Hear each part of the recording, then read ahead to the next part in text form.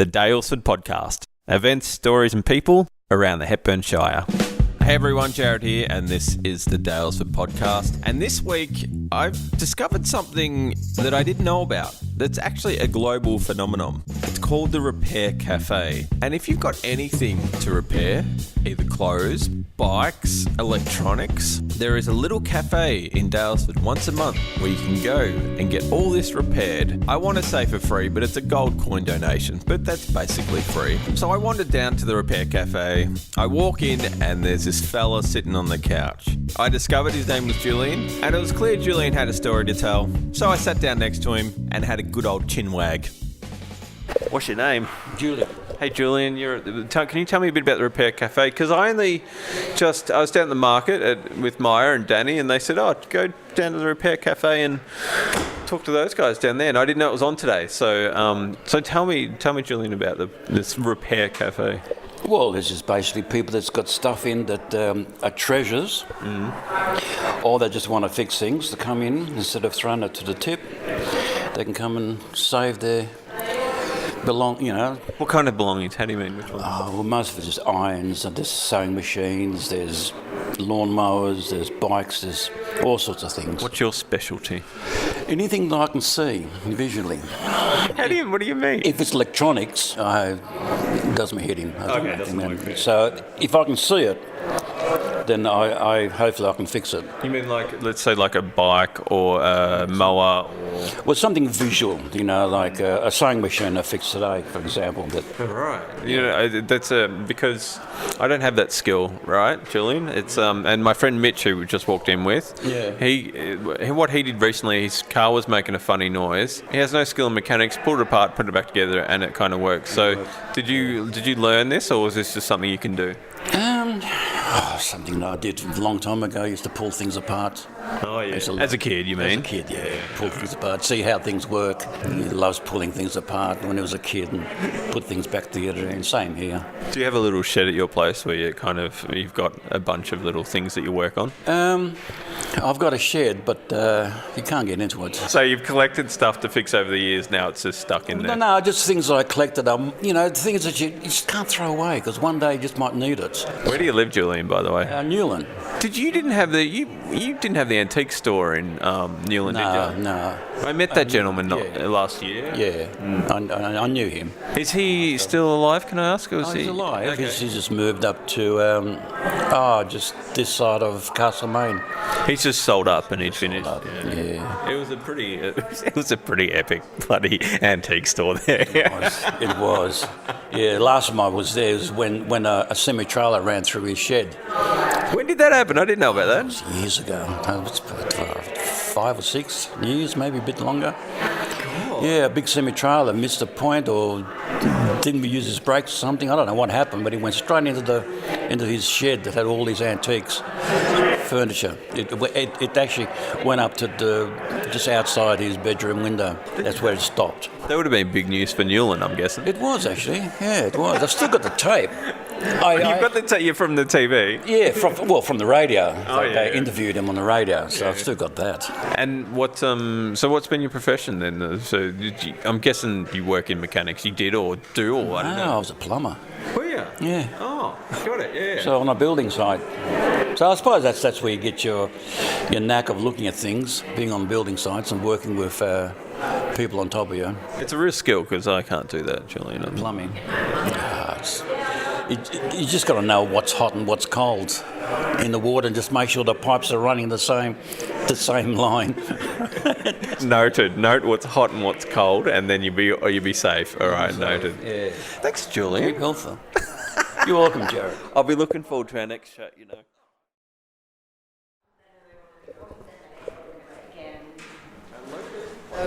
What's your name? George and Susan. Yeah. What are you doing, Susan? You're fixing something. I'm trying to fix a CD player here. How do you know how to fix it? Because you look at the mechanism and you work out in your head what does what, when you press the button. I'm not good at that, I'll be honest with you. Some people have the talent to do that. You know, some people. That's you. Yeah, I can imagine mechanisms in my head. Are you gonna test it now? It's a partial success. A partial success. Looks like it will probably work, but it might need another session. I want to be here for the grand opening of the CD case. This is the grand closing with the screw and everything back on. How long have I got till it opens? Well, next month? I don't know. Oh, okay. And Susan got me on the right track. No, you did a really good job. You got me on the right track, so I can maybe do the rest myself. It's a frustration of mechanical things made out of plastic. You know. But you're very patient and very talented at the same time, so I can tell that. I can absolutely see you using that screwdriver. I wouldn't have that patience. Thank you, too. Technically, it's a weak ejection mechanism. Say that one more. Weak ejection mechanism. What does that mean? That means that the motor or the drive or the gears aren't strong enough to disengage all the complicated little bits of plastic and eject the CD. So it just can't eject the CD. That's right. Yeah, you know, like if it was an old-fashioned clunky machine, of course, you'd have a solenoid to disengage a CD. You'd have another motor to, push it out on the tray. But it's all done with one motor, and unless that little motor's strong enough, it can't do everything at once, and it goes. Especially now with the greased drive belt. Susan, I'm impressed. Thank you so much. What else have you fixed today, can I ask? What else have I fixed? A little toy ambulance. Oh, here's a toy ambulance. But it needs new tyres. I can't do anything with it. And new batteries and new tyres. But yeah, it will work if they do that. It will work. What's your specialty then? I'm here mainly to sharpen knives, but there's only been one knife today. Oh my God! Do you know, if we tell everyone that if you need your knife sharpened, come down. Sharpen knives, secateurs,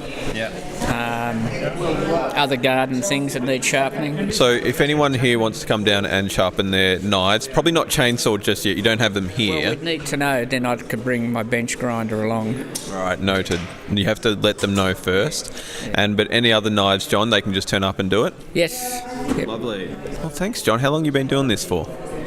Oh, about 6 months, I think now. What, sharpening or just been coming here? Coming here. You've been sharpening your whole life, though, yeah? Oh, well, I like to have sharp knives at home. There's nothing worse than a blunt knife. A blunt one's a bloody waste of time. That's a good point, John. There's no point having a blunt one, or you're just covering toast with butter. Yeah, exactly. And time to tell you about the events this weekend. I don't have much. It's pretty empty, actually. I've got the markets at Wesley Hill on Saturday in Castlemaine, one of my favourite markets. And the other markets on Sunday is at Daylesford, Buninyong and Trentham Market. So now let's go back to the Repair Cafe, and I ran into Danny, who came in after the markets, and we got chatting about how he started the Repair Cafe in Daylesford. How's it going? You started this. You didn't tell me that before. No, it was me. It was like Nikki and a few other people. So how did this come about? Tell us. I can tell you what your grandmother said. Okay. Yeah. Dallas said, she said that, I can't think of the exact words that she said, but she was very kind and very gentle, and she said he doesn't think about himself, he thinks about the world around him and how he can make it better. So, and that's I've known you, for 4 or 5 years, maybe? 4 years at least. 4 years, yeah. Yeah, and that's very much you. So this idea, did you steal this idea from somewhere, or did you come up with it? Oh, yeah, no, so Repair Cafe started in, I think it was Denmark, maybe like 10 or 15 years ago, and they've spread all over the world now. I think there's one in Castlemaine, there's one in Bendigo, there's one starting in Ballarat soon. There are heaps in Melbourne. And I just really wanted to have one in Daylesford because I've got a lot of things that need repairing. Yeah. I get it. And I like tinkering with things, and I wanted to, learn off other people who like tinker. Like, I'm not very good with electrical stuff. So I wanted to meet other fixers. And I just love the idea. And so I talked to the old CEO of Hepburn Shire about a few different ideas. I mentioned the Repair Cafe, and he really loved it and got me in touch with Kathleen, and then I spoke to Nikki, and she was just amazing at organising. And so you're here once a month, yeah? Yeah, so it's a pop-up space once a month. It seems there's definite correlation with the weather. Yeah. And we have a bit of a drop-off when it's a nice sunny day. Oh, yeah, everyone's out doing everything else. Yeah. Exactly. So every third Sunday of the month, you're here between 1 and 4, is that correct? That's correct. Yep. If you go onto the Facebook page, there's normally an event if I'm doing my job properly. Which Facebook page what's it called? It's called the Daylesford Repair Cafe. Okay, no worries. And it's a gold coin donation? Gold coin donation. Give me some examples of what people get fixed here. I saw bikes. Yeah, so we do bikes, electrical stuff, fixed toasters and... Clothes, I saw. Lots of clothes, yeah. I got my jeans fixed the other week. Nice. Can you fix my car? It's not broken, it's all right. Yeah, we can fix everything. My gran will fix your soul. Good soul. Oh, Dallas will fix my soul. God, she's beautiful. All right, thanks, Danny. Appreciate that. Thanks, Jared. No worries. Lovely to talk. Thanks, mate. You're hilarious. So that was Danny, one of the founders of the Daylesford Repair Cafe. Don't forget, if you're listening on YouTube or Spotify or any other platform, hit the subscribe button or the follow button or the little heart, and you'll get a notification every time a podcast comes out. And if you want to support this podcast, just go to my website and sign up to the newsletter. That would be a great support. Thanks, everyone. Any feedback is welcome. Maybe there's an event on that I need to know about. Let me know. Bye.